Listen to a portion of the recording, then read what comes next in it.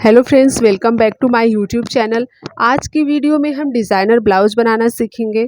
उसके लिए मैंने यहाँ पर 80 सेंटीमीटर अस्तर लिया है। इसको हम लंबाई में इस तरह से फ़ोल्ड कर लेंगे, डबल फ़ोल्ड कर लेंगे। दोस्तों वीडियो लास्ट तक ज़रूर देखिएगा, बहुत ही खूबसूरत डिज़ाइन आज मैं वीडियो के माध्यम से आपको बताने वाली हूँ। तो इस तरह से मैंने अस्तर को डबल फ़ोल्ड कर लिया है। अब हम यहाँ पर ऊपर एक लाइन खींचकर कपड़े को सीधा कर लेंगे, थोड़ा आड़ा टेढ़ा है। उसके बाद हम टोटल लेंथ की मार्किंग करेंगे। तो मेरा यहाँ पर टोटल लेंथ 14 है। मैं उसमें 1 इंच मार्जिन ऐड करके 15 इंच पर निशान लगा लूँगी। इस तरह से निशान लगाकर हम नीचे से एक सीधी लाइन इस तरह से ड्रॉ कर लेंगे। अब हम शोल्डर के लिए निशान लगाएंगे। तो मैं डीप नेक बना रही हूँ, इसके लिए मैं यहाँ पर शोल्डर 5.5 इंच ले रही हूँ। 5.5 इंच पर निशान लगाएंगे। आर्म होल के लिए मैं 6 इंच पर निशान लगा रही हूँ। यहाँ से भी हम 5.5 इंच देख लेंगे। उसके बाद आर्म होल के लिए हम सीधी लाइन ड्रॉ कर लेंगे इस तरह से। अब यहाँ पर हम चेस्ट राउंड के लिए निशान लगाएंगे। तो चेस्ट राउंड का मैं 4th पार्ट लूँगी और यहाँ पर निशान लगा दूँगी। उसके बाद मैं यहाँ पर 1 इंच टक्स के लिए निशान लगाऊंगी। टक्स यानी यहाँ पर मैं प्रिंसेस कट बनाने वाली हूँ। तो यहाँ पे जो सिलाई लगाते हैं उसमें हाफ इंच दोनों साइड से मार्जिन जाता है। इसके लिए मैं 1 इंच यहाँ पर ऐड करूँगी। उसके बाद 1.5 इंच और मार्जिन ऐड करूँगी। तो वो 1 इंच आप ज़रूर ऐड कीजिएगा टक्स के लिए। सेम हम नीचे भी निशान लगा लेंगे वेस्ट राउंड के लिए। वेस्ट राउंड का जो हमारा 4th पार्ट है उसका निशान लगाया और नीचे प्रिंसेस कट है ये।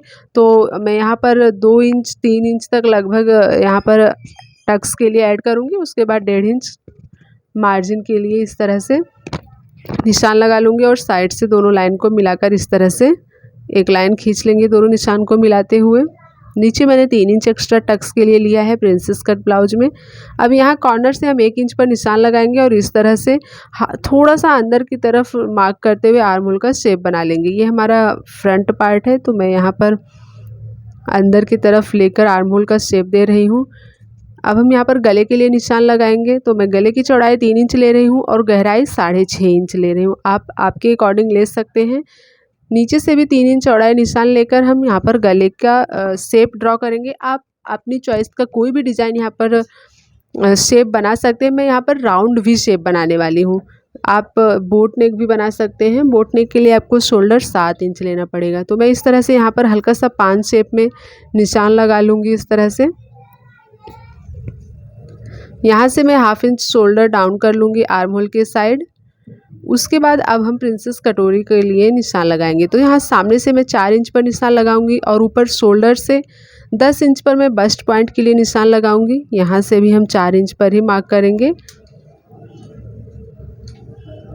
मार्क करने के बाद अब मैं नीचे एक सीधा लाइन ड्रॉ कर लूँगी और यहाँ पे मैं जो हमारा चेस्ट राउंड का 4th पार्ट है वहाँ से 2 इंच अंदर की साइड लेंगे और प्रिंसेस कटोरी का इस तरह से हम निशान लगाएंगे। नीचे मैं 1 इंच उस साइड और 1 इंच इस साइड इस तरह से निशान लगाऊंगी और नीचे से ऊपर 2 इंच हम सीधा लाइन ड्रॉ करेंगे। उसके बाद प्रिंसेस कटोरी का शेप देंगे इस तरह से। मैं यहाँ पर 2 इंच ही निशान लगाई हूँ और 1 इंच जो मैंने एक्स्ट्रा और ऐड किया था, 3 इंच के लिए निशान लगाया था। तो दोनों साइड से हाफ इंच सिलाई में जाएगा तो 3 इंच एडजस्ट हो जाएगा। अब हम इसकी एज इट इज़ कटिंग कर लेंगे। अभी मैं नेक की कटिंग नहीं करूँगी क्योंकि हम डिज़ाइन बनाएंगे, उसके बाद उसकी कटिंग करेंगे। तो इस तरह से मैं सभी पार्ट की कटिंग कर लूँगी। ये हमारा ब्लाउज़ रेडी हो गया है। अब हम बैक पार्ट की कटिंग करेंगे। तो हमारा बचा हुआ अस्तर है उसको मैंने इस तरह से डबल फोल्ड कर लिया है और उसी तरीके से मैं यहाँ पर भी निशान लगा लूँगी। लंबाई में 1 इंच मार्जिन ऐड करते हुए इस तरह से निशान लगाएंगे। बैक नेक भी मेरा डीप है, इसलिए शोल्डर 5.5 ले रही हूँ, आर्म होल 6 ले रही हूँ। यहाँ से भी 5.5 इंच पर निशान लगाकर इस तरह से एक लाइन खींच लेंगे। अब यहाँ पर चेस्ट का 4th पार्ट लेंगे। जो भी निशान आएगा उसके आगे मैं 1.5 इंच मार्जिन ऐड करूँगी। बैक साइड में टक्स के लिए निशान नहीं लगाना है। वेस्ट में हम बैक साइड में टक्स देते हैं, 2 डार्ट देते हैं, तो उसके लिए 1 इंच आप एक्स्ट्रा ऐड कर लीजिए और इस तरह से हम यहाँ से 1.5 इंच पर निशान लगाकर आर्म होल का शेप दे देंगे। ये बैक पार्ट है तो इसमें हमें ज़्यादा गहराने की ज़रूरत नहीं है। इस तरह से हम आर्म होल का शेप देंगे। गले की चौड़ाई हम उतना ही रखेंगे जितना हमने फ्रंट पार्ट के लिए रखा है।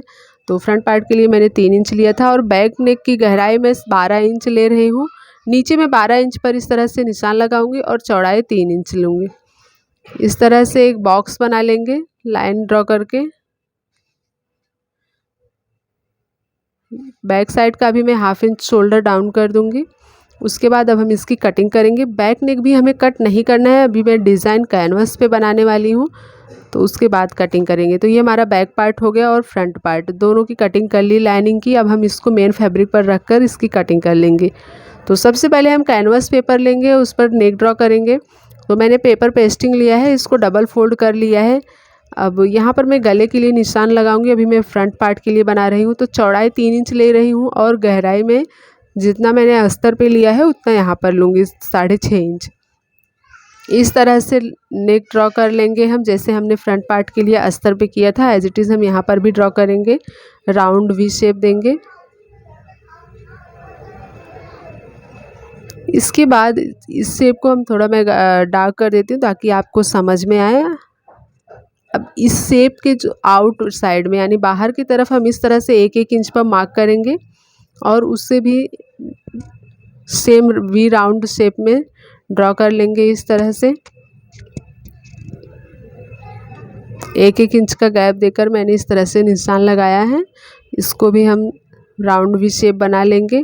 अब यहाँ पर मैं एक छोटा सा राउंड बॉक्स का ढक्कन ली हूँ। आपके पास कुछ भी है राउंड शेप में तो आप इस तरह से लीजिए और हम फ्रंट पे एकदम सेंटर पे पहले हाफ मार्किंग करेंगे, उसके बाद फुल राउंड शेप का मार्क करेंगे। इस तरह से रखते हुए हम राउंड शेप का मार्किंग कर लेंगे पूरे नेक लाइन में। देखिए इस तरह से आप आपके अकॉर्डिंग छोटा या बड़ा साइज़ ले सकते हैं राउंड शेप का। निशान लगाने के बाद पहले हम इसकी कटिंग कर लेंगे।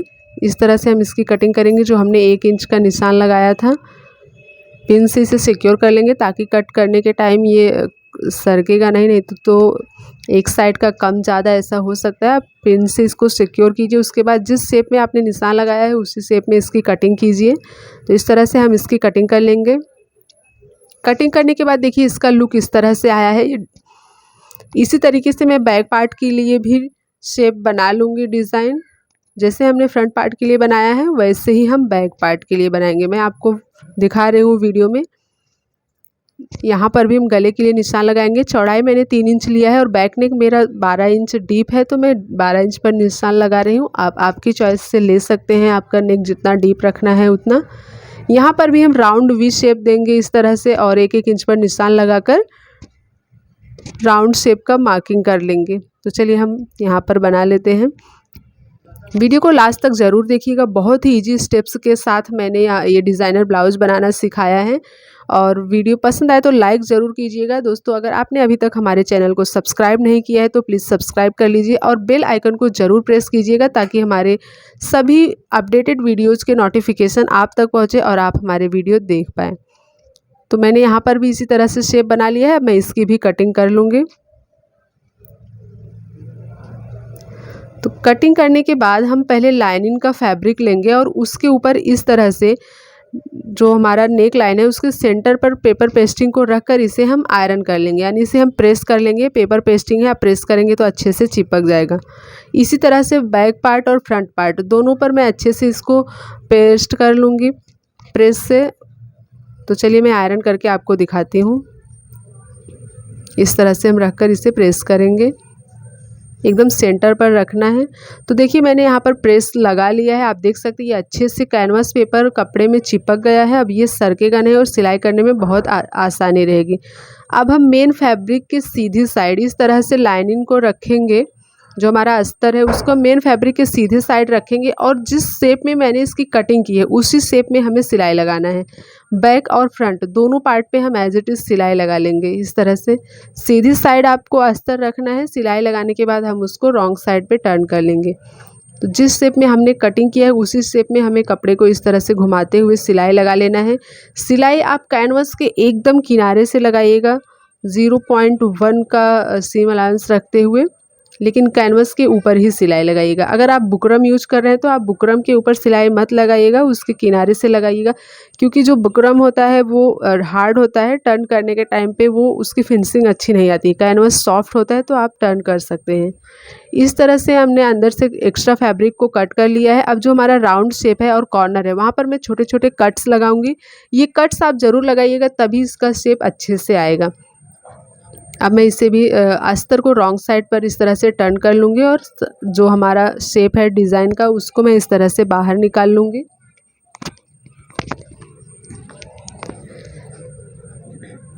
अस्तर को टर्न करने के बाद देखिए इसका लुक इस तरह से आया है। आप इसके ऊपर एक बार और अच्छे से प्रेस लगाएं। आप चाहे तो किनारे से सिलाई भी लगा सकते हैं, लेकिन प्रेस लगाने से लुक और भी अच्छा आता है। सेम इसी तरीके से मैंने बैक पार्ट भी रेडी कर लिया है और इसमें प्रेस लगा लिया है। आप इसकी खूबसूरती देख सकते हैं, कितना फिनिशिंग के साथ इसका लुक आया है। मैंने प्रेस कर लिया है इसको अच्छे से, तो मैं किनारे से सिलाई नहीं लगाऊंगी। अब हम पहले बैक पार्ट में नीचे बैक साइड में जो डार्ट लगाते हैं वो डार्ट लगा लूँगी दोनों साइड पर। हमने 1 इंच का मार्जिन ऐड किया था कटिंग करने के टाइम, तो 1/2 इंच का दोनों साइड 1/2 इंच का मैं इस तरह से डार्ट लगा लूँगी।